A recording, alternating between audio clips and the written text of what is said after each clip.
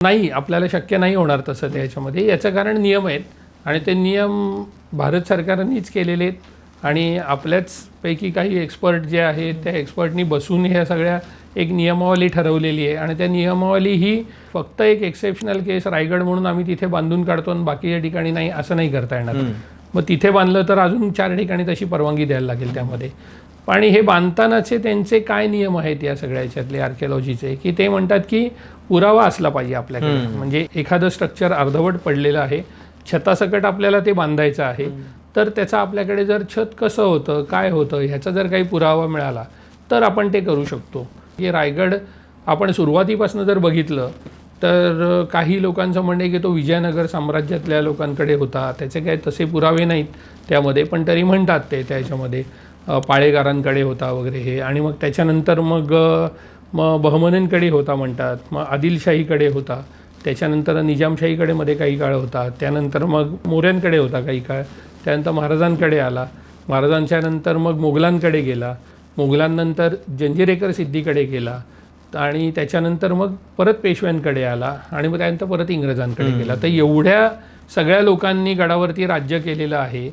तर ह्या सगळ्या लोकांनी किल्ल्यावरती काही ना काहीतरी आपल्या वास्तू बांधल्या असतील किंवा ज्या जुन्या वास्तू आहेत त्या मॉडिफाय करून त्यांनी वापरल्या असतील त्यामध्ये.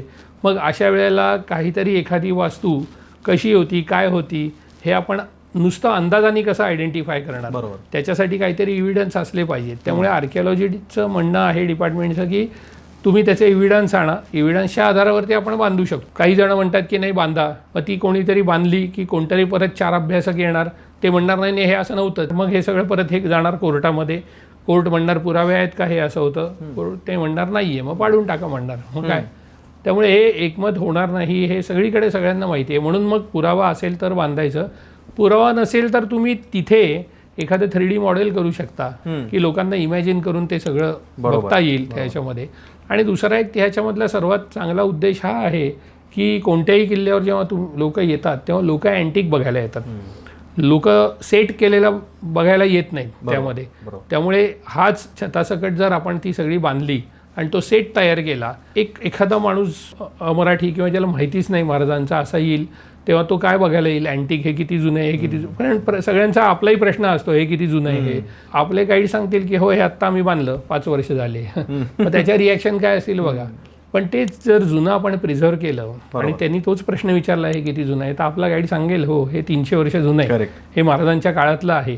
तो माणूस थांबेल तिथे 2 मिनिटं बघेल ती वास्तू जरा नीट, याचं कारण लोकांना अँटिक बघायचं असतं, लोकांना सेट नसतात बघायचे तिथे.